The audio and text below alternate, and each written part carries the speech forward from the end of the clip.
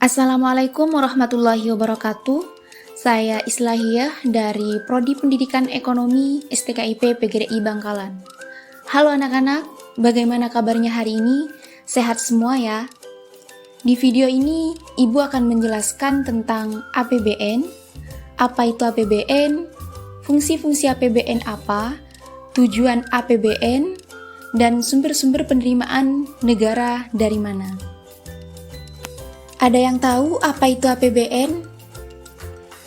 APBN adalah Rencana Keuangan Tahunan Pemerintahan Negara Indonesia yang disetujui oleh Dewan Perwakilan Rakyat yang berisi daftar sistematis dan terperinci yang memuat rencana penerimaan dan pengeluaran negara selama 1 tahun anggaran.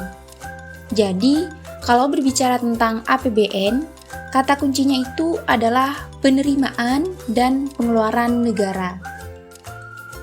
Fungsi-fungsi APBN itu ada fungsi alokasi, fungsi distribusi, dan fungsi stabilisasi. Fungsi APBN yang pertama yaitu fungsi alokasi, di mana fungsi alokasi ini adalah salah satu fungsi yang bertujuan untuk membagi anggaran pada sektor-sektor yang telah ditentukan. Dalam fungsi ini, anggaran negara harus terarah untuk memangkas pengangguran dan sebagai upaya untuk meningkatkan efisiensi dan efektivitas perekonomian.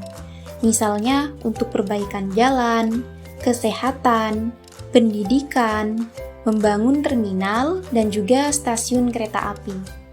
Untuk fungsi APBN yang kedua, yaitu fungsi distribusi.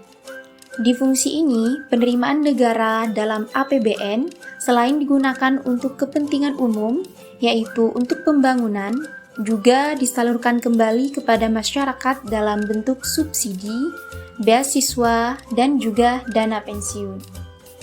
Fungsi APBN yang ketiga yaitu fungsi stabilisasi, di mana adanya APBN dapat menstabilkan keadaan ekonomi. Misalnya, ketika harga barang dan jasa naik, pemerintah akan menaikkan pajak. Dengan begitu, jumlah uang yang beredar akan berkurang dan harga-harga bisa normal kembali.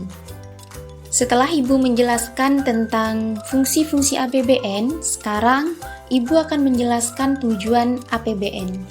Tujuan APBN yaitu untuk meningkatkan pertumbuhan ekonomi. Kenapa? Karena dengan pertumbuhan ekonomi yang meningkat, itu dapat mengurangi kesenjangan sosial. Karena kemiskinan juga akan berkurang, sehingga dapat tercapai masyarakat yang adil dan makmur.